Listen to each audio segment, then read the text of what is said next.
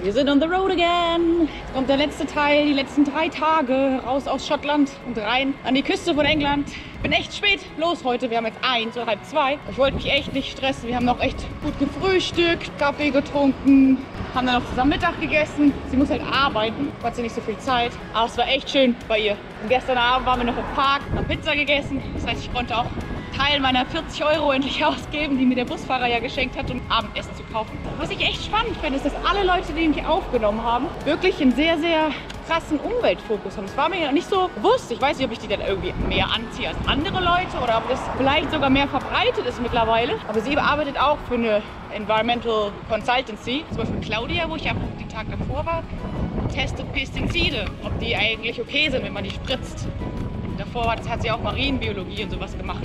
Haben zum Beispiel Jill in Skye, die ja die Strände säubert. So, dann fahren wir jetzt durch Edinburgh. Oh nein, wir haben die Abzweigung verpasst. Das ist immer blöd, wenn man aber in der Stadt schon spricht. Ja, wir müssen zurück. Und wie ihr sehen könnt, ist es wieder super sonnig. Und es ist sehr, sehr ungewöhnlich wohl für Edinburgh. Normalerweise ist es echt immer grau. Das heißt, ich habe echt richtig Glück gehabt mit dem Wetter. Es hat mir doch irgendwie nach diesen Anfangstagen hat mir das gute Wetter doch irgendwie gefolgt. Gerade total lustig. Ich muss nochmal zurück zu Hannah, weil ich nämlich mein Kettenöl vergessen habe, was ich ja frisch gekauft habe. Und es hat gerade neben mir eine Frau angehalten und meinte, wow, that's so amazing. I can't believe I'm seeing you and following you on Instagram. Das heißt, sie folgt mir, hat mich jetzt gesehen. Super witzig. Hat gerade gesagt, dass er mich in Allerpool gesehen hat. Lustig. Wir sind Arthur Seat. Auf einer alten Eisenbahnstrecke. Deshalb kann Zürich hier auch easy laufen. Führt durch Edinburgh durch. Sehr angenehm. Was ich übrigens auch noch sagen muss, ich weiß nicht, ob ich das damals auf Video aufgezeichnet habe, aber ich war ja in Ullapool. Hatte schon irgendwie das Gefühl, okay, irgendwie reicht's. Das Radreisen ist jetzt zu Ende, vor allem weil auch Eddies Ende war und ja auch Point Bill in Charlotte. Da dachte ich so, oh, es kommt nur noch Regen. Und irgendwie, es war so krass, was jetzt die letzten Tage, die letzte Woche noch passiert ist. Ich habe ja jede Nacht mit jemand anderem schlafen können. Und ich fühle mich jetzt wirklich auch dadurch wieder so erfrischt und energetisiert, dass mir das Fahrradfahren auch wieder richtig Spaß macht und die Gegend ist schön. Also es ist schon auch gut, durch die so Tiefs auch mal durchzukommen und dann sich ja durch die Leute auch wieder direkt erinnert zu fühlen, warum man Fahrrad fährt, weil das ja eigentlich einen Unterschied macht zum normalen Reisen. Dass man wirklich in die Kultur der anderen Menschen eintauchen kann. Die Länder ja nicht als Tourist wahrnimmt, sondern wirklich als Einheimischer. Das ist Gold wert. Krass, dass der Kanal entsorgt wird. Habt ihr das gesehen? Ein Roller? Das Meer. Fahren wir da mal hin?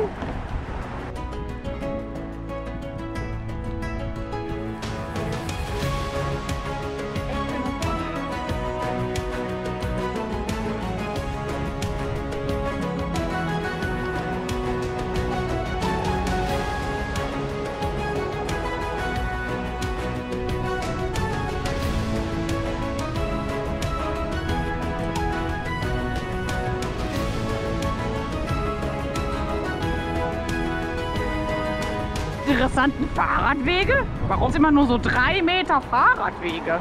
Und dann hören die wieder auf. Sehr spannend. Hier ist es richtig schön hier bei Edinburgh. Aber es ist schon relativ windig heute und es kommen immer so Böen, wo man echt Schwierigkeiten hat, das Fahrrad festzuhalten. Das war gerade so der Hauptstraße nicht so einfach, weil erst eine Böe nach links und dann nach rechts gab und ich fast in das überholende oder das parkende Auto reingedrückt worden bin.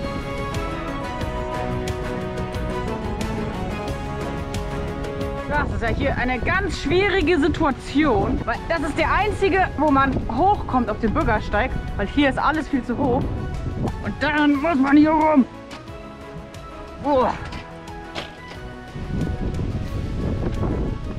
Bisschen berghoch. Oh Gott.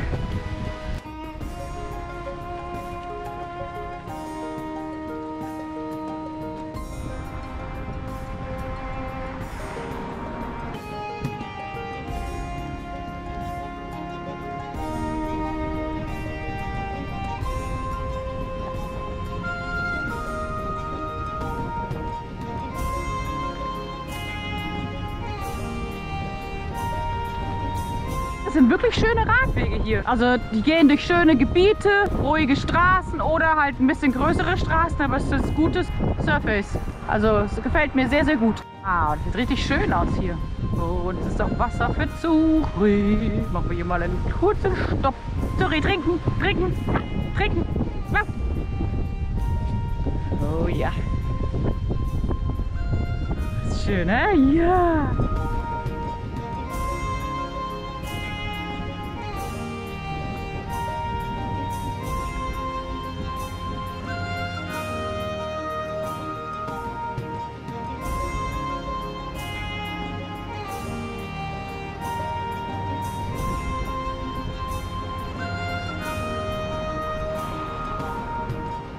So super. Guck mal, wie weit weg sie schon ist. Folgt dem Bürgersteig. Schaut mal, was mir Hannah für einen Snack mitgegeben hat. Pizza! Sorry, das lieben wir doch beide. Wir sind jetzt hier bei irgendeinem, keine Ahnung, was ist das? Zementfabrik. Ich habe irgendwie den Radweg verloren. Und irgendwie gibt es überhaupt kein Zeichen mehr. Hoffe ich, dass der jetzt hier irgendwann bald wieder auftaucht, dass wir zurückfahren. Hier ist das erste Zeichen. Sieht schön aus. Oh, das gefällt mir hier.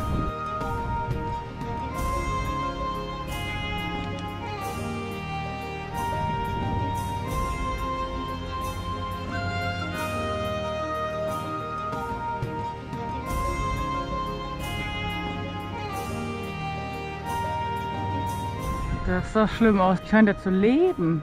Die haben gerade den Müll im Gras entsorgt. Da war schon ein riesen Müllhaufen. 7:30 und langsam wird es dunkel. Jetzt sind wir leider an einer großen Straße, aber es wird auf jeden Fall Zeit, sich einen Schlafplatz zu suchen. Ich hoffe, dass wir irgendwie noch mal da nah ans Meer rankommen. Das ist jetzt ein bisschen praktischer. Müll hier überall rumliegt. Einwegmasken, die wird man jetzt schon überall finden. Oh, dass wir diese andere große Straße hier, ungefähr 3-4 Kilometern, wir uns davon ein bisschen weg entfernen. Bis dahin werde ich noch fahren. Das ist auch ein echt schöner Sonnenuntergang heute. Wow, schau mal, wie tief das hier runter geht. Wow, krass. Da war gerade ein Schild, da stand Welcome to Scottish Borders. Klingt für mich, als ob ich schon fast aus Schottland draußen wäre. Sollte ich schnell nochmal um meinen Schlafplatz kümmern heute. Ja, schau mal, wie schön. 74 Kilometer ist der Akku alle gegangen. Aber ich denke, es will noch so 2-3 Kilometer fahren. Also das mal Akku wechseln. Eine ganz schöne Aussicht. Aus einem riesen Caravan Park. Das ist ja der Hammer. Da muss ich drüber. Ich glaube, da laufe ich lieber. Nicht, dass ich da ausrutsche. Was ist denn hier passiert? Oh, krass. Das habe ich ja noch nie gesehen. Das ist ganz schön steil hier. Oh, Wahnsinn. Bin eigentlich schon so müde für so einen Berg. Gerade das Feld aus. Da ist das Fahrrad. Habe ich gerade gesehen, dass wenn wir diese Straße hier verlassen, kommen wir wieder auf eine größere Straße drauf. Und das macht keinen Sinn. Von daher, glaube ich, ist es best, wenn wir hier einfach auf dem Feld schlafen. Bis morgen früh. Man könnte sich hier hinter den Heuballen so ein bisschen verstecken. Weil die Aussicht ist ja auch nicht so schlecht eigentlich.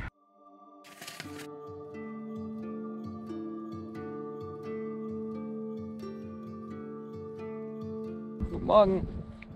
Sorry, wie geht's dir? Aber es hat nicht geregnet und deshalb brauchst du für schon einen Sonnenaufgang haben. Wir sind jetzt bereit. Kommen so viele Autos entlang heute Morgen schon. Traktoren und LKWs. Ich hätte echt nicht gedacht, dass die so viel befahren ist. Aber wir haben trotzdem einen schönen Schlafplatz gehabt. Ich freue mich jetzt schon in die Sonne zu kommen, weil es ist doch ein bisschen frisch im Schatten. Okay, dann geht's jetzt los. Ich weiß, wie viele Autos hier vorbeikommen. Das ist ja der Hammer. Aber ist das eigentlich eine Sackgasse? Ich weiß gar nicht, wo die alle hin wollen. Das erste, was wir heute Morgen tun müssen, um 7:30 ohne alles, ist ein riesen Berg hoch. Das ist nicht das Einfachste des Morgens. Ich habe immer das Gefühl, dass meine Stärke erst so gegen Mittag kommt. Auf jeden Fall nach Kaffee und Frühstück. Deshalb ist das jetzt hier gar nicht so einfach, diesen Berg hochzukommen.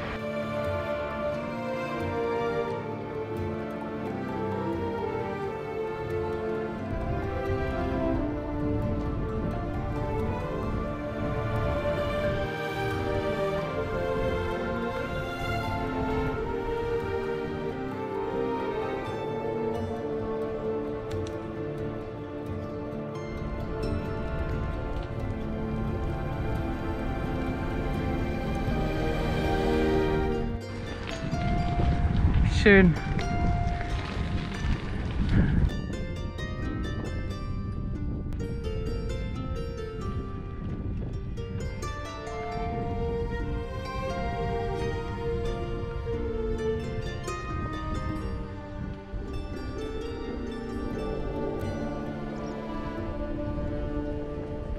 Transport hat mich jetzt auf die A1 geleitet. Seine zweispurige Bundesstraße. Also das finde ich ja jetzt echt nicht so gut.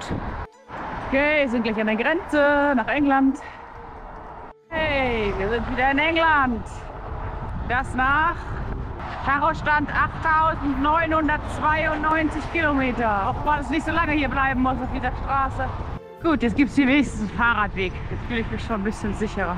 Weil gerade eben ist ein LKW an mir vorbeigefahren auf einer Spur. Und es war so ein Wind. Es war echt schwierig, das Fahrrad gerade zu halten. Jetzt ein Bärweg. Schauen wir mal, ob wir hier nicht irgendwo ein Café finden. Wo Akkuladen und Café trinken. Hier müsste es doch irgendwas geben. Schaut euch mal ein leckeres Frühstück an. Und man erkennt direkt, dass man in England ist. Und hier steht, Dogs are welcome in Café. Heute ist übrigens der letzte volle Tag unserer Fahrradtour. Morgen werden wir abgeholt von Katie, wo ich in Leeds geschlafen habe. Und die hat gesagt, dass sie mich abholen würde, weil ich nämlich auch eingeladen wurde, eine Woche in Wales zu verbringen. Genau, deshalb werden wir die letzte Woche nochmal nach Wales fahren. Und tatsächlich auch noch in England sind die Corona-Fälle wieder hoch angestiegen. Und deshalb, also heute ist Donnerstag und ab Montag werden alle Restaurants wieder geschlossen. Was war denn das? Und genau, und deshalb ist es natürlich einfach passend, dass die Reise jetzt auch zu Ende ist.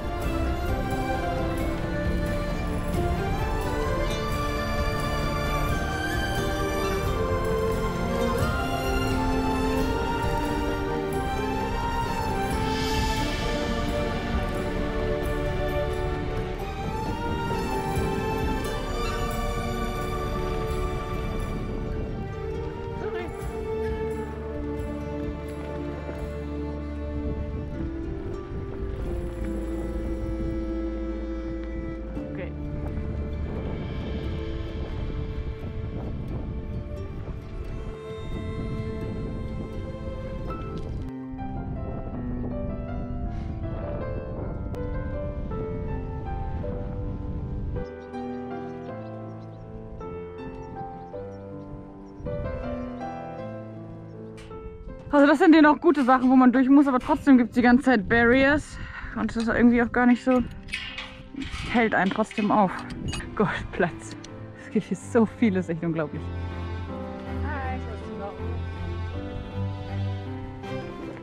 Okay.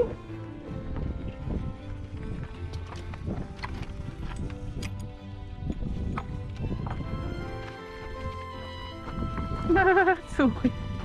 Na los.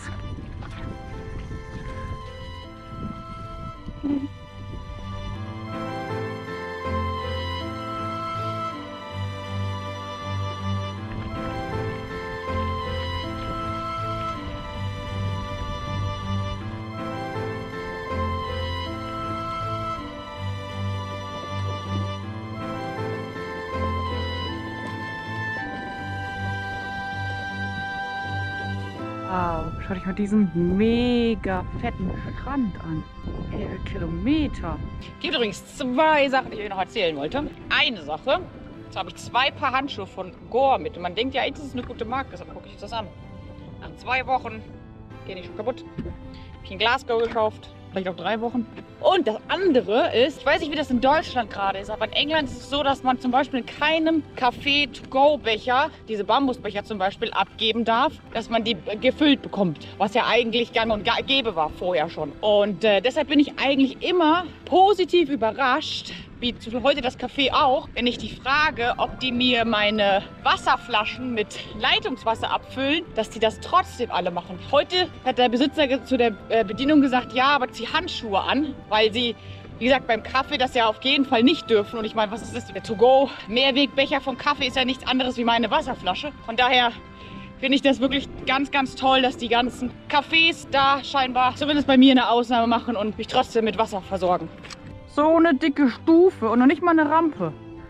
Die sind ja lustig. Na gut, müssen wir da jetzt hoch.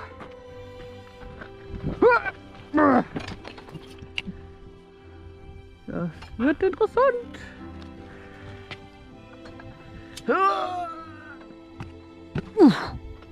Oh Gott. Kriegen wir den Hänger hoch? Natürlich nicht. Also eine Rampe, die würde da easy hinpassen. Wie meint das denn jetzt? Ich den jetzt hochhebe, bringt ja eigentlich auch nichts.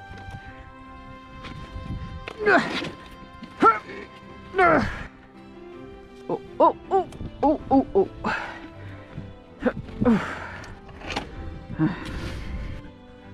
Schau, wie die andere Seite aussieht. Runter müsste eigentlich einfacher gehen.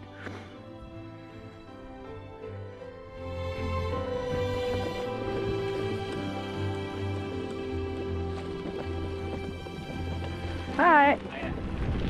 Oh, das ist der erste Hundeanhänger, den ich hier in Großbritannien sehe. Wahnsinn. Wir fahren jetzt zu einem Damm. Der ist nur 1 Kilometer entfernt, deshalb machen wir eine kleine Detour, beziehungsweise wir müssen hin und zurückfahren, weil den kann man nur überqueren, wenn Ebbe ist. Ich weiß noch nicht, ob ich Lust habe, den zu überqueren. Da ist so eine ganz kleine Insel, wo man hinfahren kann. Wir können auf jeden Fall uns mal angucken, wie überhaupt der Wasserstand ist. Ich habe jetzt nicht das Bedürfnis, darüber zu fahren, aber man sieht auf jeden Fall, dass Ebbe ist. Und dass ganz schön viel Verkehr ist. Und der Damm kann man nur überqueren bei Ebbe. Schon interessant. Das heißt, das muss ja ganz schön aufgeweicht sein, der Asphalt dann. Wenn normalerweise das Salzwasser da drüber spült. Richtig was los. Fahrräder, Autos, Vorräder. Hat mal wieder niemand an den Hänger gedacht und bereit zu gehen.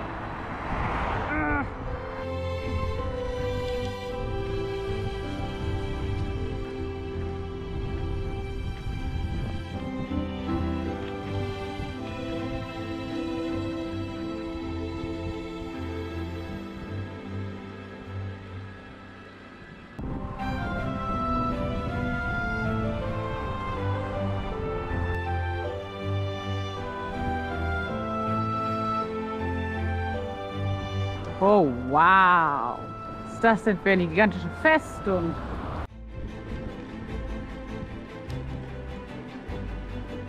Schloss Bamburg ist über 1400 Jahre alt und gehört mit zu den größten bewohnten Schlössern im Land. Das Schloss diente auch der Filmkulisse von bekannten Filmen wie Robin Hood, Macbeth oder auch The Transformers. Es wird tatsächlich auch gesagt, dass der britische Schriftsteller Thomas Malory, der die Artus-Saga schrieb, dass hier diese Burg das Vorbild für die Burg von Lancelot gewesen sein soll.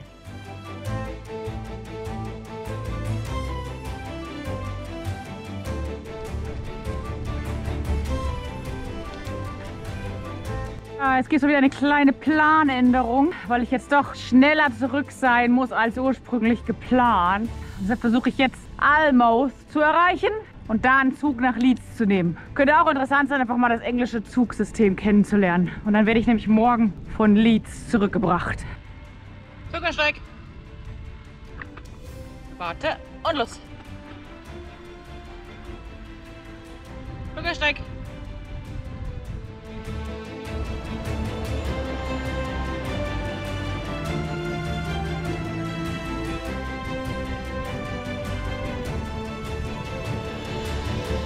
Jetzt haben wir schon wieder eine dieser beliebten Batteriesituationen, wo wir laut Akku 12 Kilometer übrig haben und noch 7 Kilometer zu fahren. Aber es ist recht hügelig, das heißt, ich brauche manchmal auch die anderen Gänge, hoffen wir, dass wir es schaffen. Ich weiß gar nicht, warum Zuri sich gerade die ganze Zeit so beschwert. Die hat so viel, heute ist die gerannt. Und die hat irgendwie Bock, die will immer noch weiter rennen. Es wird langsam echt auch schon dunkel. Wir haben es geschafft, Almouth. 3 Restkilometern. Gott, wie was immer hinhaut, ist ja unglaublich. Wir haben es 8:30, jetzt müssen wir 1,5 Stunden auf den Zug warten. Der letzte Direktzug nach Leeds. Holen wir mal ein Ticket. Okay, das war's. Kaufen wir mal ein Ticket. Deutsch, Tickets. Reiseziel Leeds. Nein, das denn. Ah ja. Ja, der Zug kommt in einer halben Stunde. Ich habe jetzt schon meinen Trailer detached vom Fahrrad. Das ist der letzte Zug heute. Das Fahrrad ist frei, Hund ist frei. Und das Ticket an sich für 3 Stunden Zugfahrt kostet 17 Pfund, was wirklich günstig ist. Das einzige Problem ist nur, dass offiziell E-Bikes verboten sind an Zügen. Das heißt, ich hoffe, dass die mich da trotzdem nahmsweise mitnehmen. Es ist auch niemand hier. Das heißt, ich hoffe, dass die auch mir genug Zeit geben, um irgendwie das Fahrrad und den Trailer in den Zug reinzubekommen. Es gibt hier irgendwie nicht so wirklich eine Beschilderung, wo man vielleicht den besten Waggon fürs Fahrrad finden kann. Das heißt, ja, ich hoffe, dass das alles zeitlich hinhaut, weil die wohl abends sehr, sehr schnell sind. Also es ist ein bisschen aufregend noch, ob das alles so klappt. Ansonsten bin ich tatsächlich überrascht, dass die Reise so gut verlaufen ist. Also ich war am Anfang ja ein bisschen frustriert wegen Wetter und so. Und das waren im Endeffekt, würde ich sagen, hatte ich ja wirklich 4 fiese Regentage, wobei der eine ja nur so halb an den Ferry Pools ja dann von Jill gerettet wurde. Also 3, wo ich ja wirklich nur heftig draußen war. Und die ganzen anderen Tage war es ja wirklich erstaunlich trocken. Also ab und zu mal gut, so kurzer Regenschauer, aber das war ja völlig in Ordnung. Also ich bin doch überrascht und auch positiv gestimmt, dass man Schottland doch mit dem Fahrrad angucken kann. Viele haben gesagt, auf jeden Fall lieber April, Mai, weil dann sind die Midges noch nicht da und das Wetter ist sehr viel stabiler. Also das werde ich das nächste Mal schon noch berücksichtigen, sollte ich nochmal hierher kommen. Ja, und ansonsten, auf der einen Seite war es natürlich schwer mit den ganzen Cafés, dass viele ja geschlossen waren und dass man mit der Batterie dann oft nur ein bisschen kalkulieren musste, ob man irgendwo ja noch reinkommt oder auch, dass halt viele voll waren, dass man dann auch viel draußen sein musste. Das fand ich schon auch anstrengend. Und auch, dass viele Cafés natürlich Hunde nicht reingelassen haben im Vergleich zu England, wo ja Hunde überall beliebt sind. Und ansonsten habe ich durch Corona, die größte Angst war ja, dass die Menschen einen nicht aufnehmen oder dass die Menschen so ein bisschen Angst vor einem haben, weil man vielleicht zu viel umhergereist ist. Aber das ist mir ja überhaupt nicht begegnet. Die Menschen waren ja super freundlich, sehr, sehr gastfreundschaftlich und die haben mich ja schon auch irgendwie anders behandelt als so den Rest auch der Menschheit. Also zum Beispiel die beiden aus Polen, aus Aberdeen, die haben ja auch gemeint, ja, die gehen in keine Restaurants, weil sie Angst haben, dass sie dann in Quarantäne gesteckt werden, wenn da irgendein Fall kommt. Aber die haben das auch nicht auf mich bezogen. Also von daher fand ich schon auch erstaunlich und hat mich auch positiv gestimmt. Vor allem, weil ich auch andere Radfahrer getroffen habe, die gesagt haben, mit Warm Shower, Couchsurfing ist dieses Jahr ganz, ganz schlecht. Aber scheinbar irgendwie, wenn man im persönlichen Kontakt ist, dann funktioniert es trotzdem noch. Das hat mich schon auch echt gefreut. Ja, und jetzt finde ich schon unglaublich, wie viele Kilometer wir gefahren sind. Glaubt ja gar nicht, dass Schottland so groß ist. Es sind ja über 2000 Kilometer jetzt insgesamt gewesen. Das ist schon krass. Echt schön gewesen. Ich weiß gar nicht, 6 Wochen mal mit unterwegs? 5 vielleicht? 5,5? Also ich hoffe, euch haben die Videos gefallen. Ja, ich bin schon gespannt, wo die nächste Reise hingeht. Tschüss! Da kommt der Zug, wenn das alles klappt.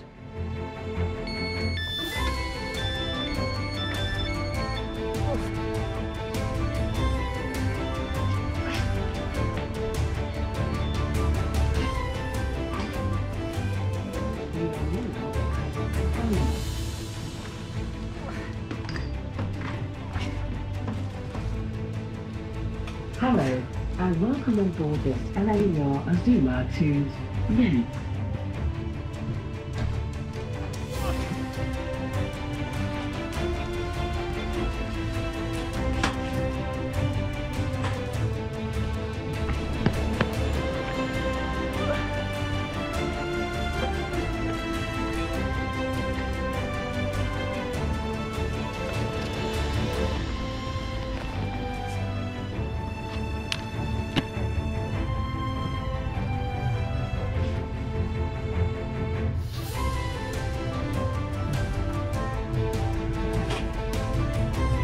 Sorry.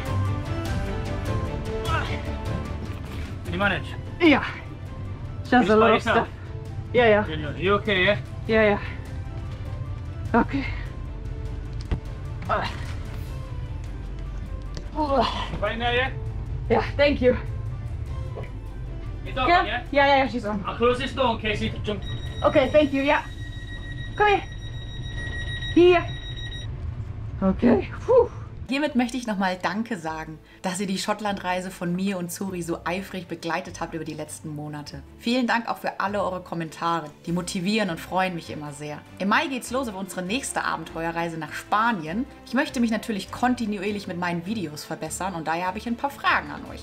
Was hat euch an den Videos gefallen? Habt ihr Verbesserungsvorschläge? Wovon wollt ihr mehr sehen? Wovon weniger? Vermisst ihr etwas? Und was würde die Videos für euch noch spannender machen? Schreibt mir einfach eure Ideen in die Kommentare und ich werde dann schauen, was sich für mich gut umsetzen lässt. Ja, ich sag schon mal Danke dafür. Ja, und nach Schottland geht's jetzt nahtlos weiter mit Wales, wo wir letztes Jahr waren. Und ich sag euch, da sind auch viele Dinge passiert. Da gab es einen Reiterunfall, da ist ein Auto in den Fluss gefallen und ich hatte kein Netz und musste Hilfe holen. Unglaublich schöne Landschaften. Ich habe in Pubs geschlafen. Also es ist eine ganz, ganz tolle Reise gewesen. Und ja, und die Videos folgen demnächst. Ja, also Kanal abonnieren nicht vergessen, damit ihr keine Videos verpasst. Ciao!